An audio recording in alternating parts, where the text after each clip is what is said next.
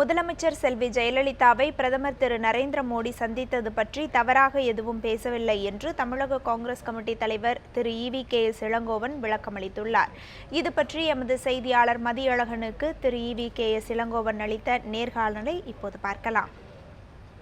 முதலமைச்சர் ஜெயலலிதா மற்றும் பிரதமர் மோடி சந்திப்பு குறித்து தமிழக காங்கிரஸ் கமிட்டியின் தலைவர் திரு EVKS இளங்கோவன் அவர்கள் சர்ச்சைக்குரிய வகையில் கருத்து தெரிவித்ததாக கூறி அதிமுகவினர் திரு EVKS இளங்கோவன் அவர்களுக்கு எதிராக தொடர்ந்து போராட்டத்தில் ஈடுபட்டு வருகின்றனர்.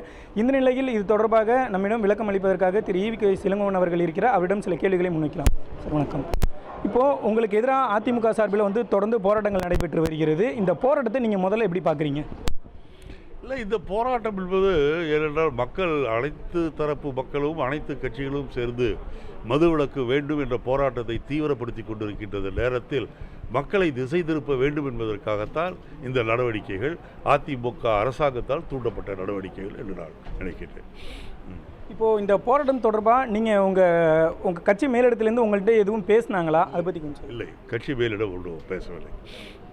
Okay sir. இப்போ அதே போல் உங்களுக்கு இப்போது நீங்கள் அந்த மாதிரி ஒரு கருத்து சொல்லியிருக்கீங்க அப்படின்னு சொல்லியிருக்காங்க. இந்த கருத்துக்கு உங்களுடைய விளக்கம் என்ன? நான் ஏற்கனவே சொல்லியிருக்கின்றேன். நான் 8 மாத காலமாக சொல்லி வருகின்றேன். அனைத்து இந்திய அண்ணா திராவிட முன்னேற்ற கழகத்துக்கும் பாரதிய ஜனதா கட்சிக்கும் கள்ள தொடர்பு இருக்கிறது என்று சொன்னேன். நீங்கள் அதை நான் புதிதாக சொன்ன ஒரு கருத்து கிடையாது.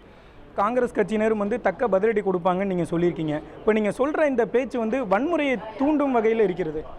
வன்முறையில் அவர்கள் ஈடுபட்டால், காங்கிரஸ் தோழர்களை அவர்கள் தாக்க முற்பட்டால் திரும்பவும் நாங்கள் தாக்குவோம் என்றுதான் நான் சொன்னேன்.